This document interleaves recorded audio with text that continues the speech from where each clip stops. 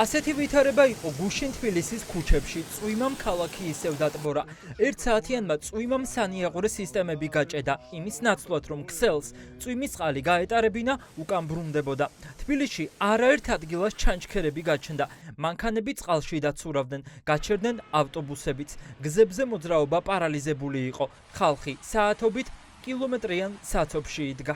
შემოვედი არა, დიღმიდან დიღმის მასივამდე ოფიციალურად შემოვცურე ისე რომ საბურავები არ ჩანდა.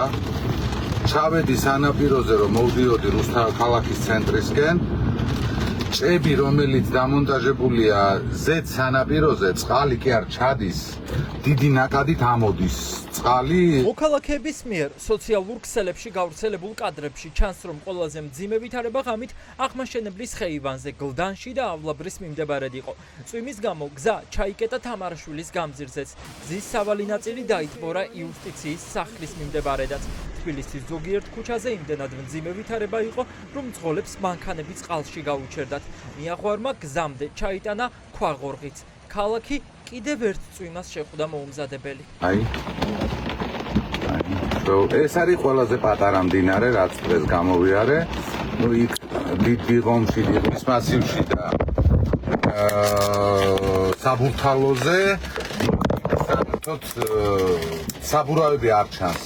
ყოველ წელს მერია სანიაღვრე არხების გასაწმენდად 4 მილიონს ხარჯავს. თუ კალაძეს დავუჯერებთ, მხოლოდ ჩარშან 157,000 მეტრი სანიაღვრე არხი და 47,000-ზე მეტი ჭა უნდა გაეწმინდათ. ფული ამდენი დახარჯეს, მაგრამ რა შედეგი დადგა?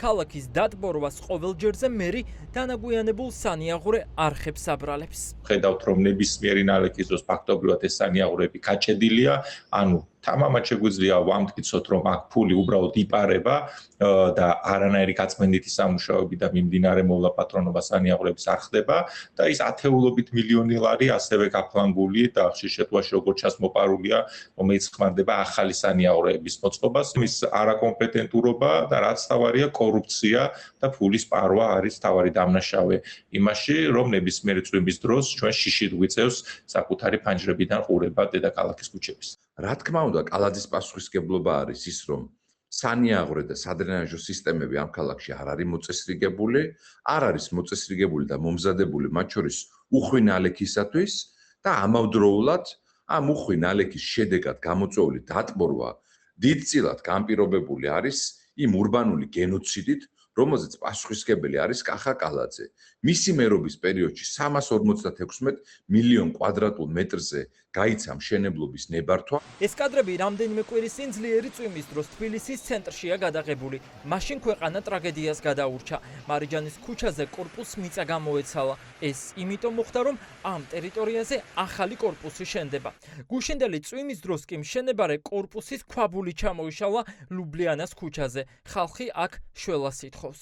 კალაძეს საკმარისზე მეტი დრო ქონდა ამ პრობლემების მოსაგვარებლად. ის მესამე ვადით არის თბილისის მერი და ამაზე მეტი ვადა აღარ არსებობს. ამდენი წლის განმავლობაში უნდა მოეგვარებინა ის ამბავი, რომ თბილის ყოველი წვიმის დროს სანიაღვრეების პრობლემა არ ქონდეს და უამრავი ადამიანი არ ზარალდებოდეს ამით. დაზიანდა ავტომანქანები, დაზიანდა საცხოვრებელი სახლები, დაზიანდა გზის საფარი და ეს ყველაფერი არის იმის დამსახურება, რომ არასოდეს კახა კალაძე საკუთარ პასუხისმგებლობას არ გრძნობს ყველა იმ პრობლემის წინაშე, რომელიც თბილისს აქვს. ქალაქს აქვს ერთი სანიაღვრე სისტემა, ერთი ქსელი არის და რადგან პრობლემა არის მთელს თბილისში. ანუ ეს უნდა გაიაზროს კალაძემ და არა რომელიმე კონკრეტულ ქუჩაზე ან დადიანზე ან ხომლელზე ან სადმე პრობლემები. მაცხოვრებლებისთვის არსებული პრობლემები არ არის პრიორიტეტი კალაძესთვის. მათთვის პრიორიტეტი არის ფულის შოვნა და როდესაც თბილისსა და ფულის შოვნას შორის არჩევანი არის ფულის შოვნა, შესაბამისად თბილისი მივიღეთ ისეთი როგორც დღეს არის. კახი კალაძე როგორც ყოველთვის თავს იმართლებს. ქართული ოცნება უკვე 14 წელია ხელისუფლებაშია და მოუწესრიგებელი სანიაღვრე სისტემები თურმე იმ ხელისუფლების ბრალი ყოფილა, რომელიც 2012 წელს წავიდა. ასეთი რამ ყველგან ხდება, თქვა მერმა დღეს მთავრობის ხდომაზე. სამწუხაროდ 10 წლეულების განმავლობაში ამ მიმართულებით პრაქტიკულად არაფერი არ კეთდებოდა. დღეს კი პრობლემების მოგვარება ჩვენ გვიწევს. არაფერი არ არის საგანგაშო, ეტაპობრივად ყველაფერი იქნება მოწესრიგებული. ზოგი ადამიანისთვის ყოველი ძლიერი წვიმა პოლიტიკური სპეკულაციების მიზეზია. რაშიც კახიკალაძე უდავოდ მართალია ეს არის ის რომ წვიმა ყველგან მოდის, მაგრამ ახლა კითხვა, როგორ უნდა მოემზადოს ბუნებრივი მოვლენებისთვის ადგილობრივი ხელისუფლება? ოპოზიცია ამბობს, რომ ხალხის უსაფრთხოება სავარაუდო კორუფციულ გარიგებებს ეწირება.